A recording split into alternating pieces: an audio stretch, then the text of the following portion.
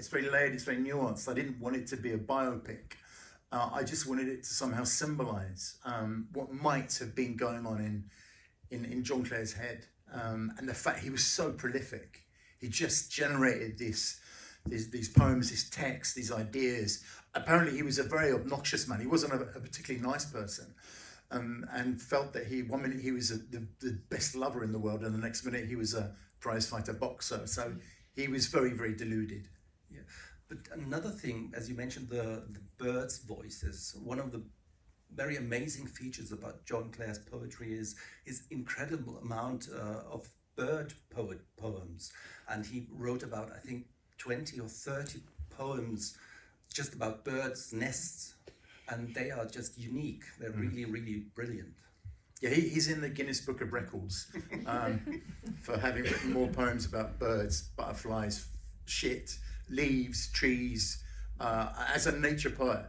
I mean, the kind of Victorians coined this phrase. He was Mad John Clare, Mad John Clare the poet, and he was very feted. He was a lot of the upper class. He was patronised by a lot of people, so he got a taste of what it was to be famous for a while, and then he was kind of abandoned because people didn't really know how to kind of manage him, and he ended up in this asylum, which was full of it was a hospital for very rich mad people, and he loved it.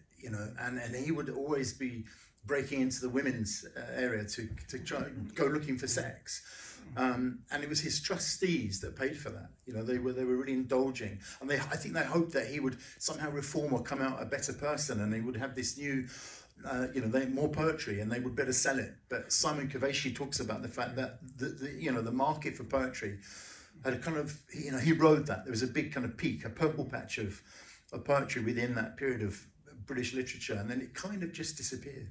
And the poem I Am, which is quoted so very often, but that was one of his very late poems. He wrote that in the asylum. Yeah. So he actually produced very good poetry still while in the asylum.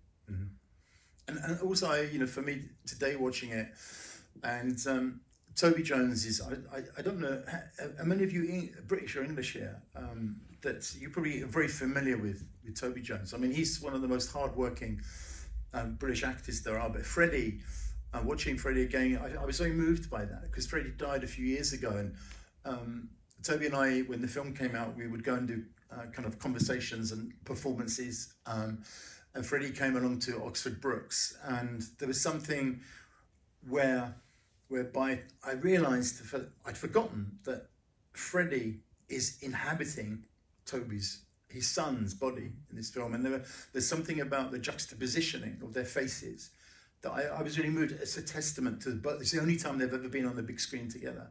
But they both had this. I think Toby became obsessed with John Clare because his dad was obsessed with John Clare.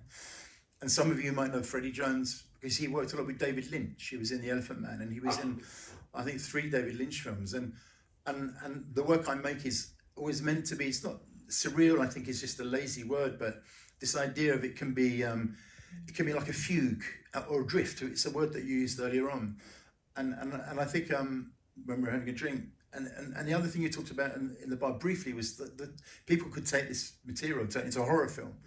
There could be something very dark and sinister, but I just wanted it to be more fragmented, more nuanced, and more like a fugue, more like a kind of drift poem, and more about atmosphere than anything specific.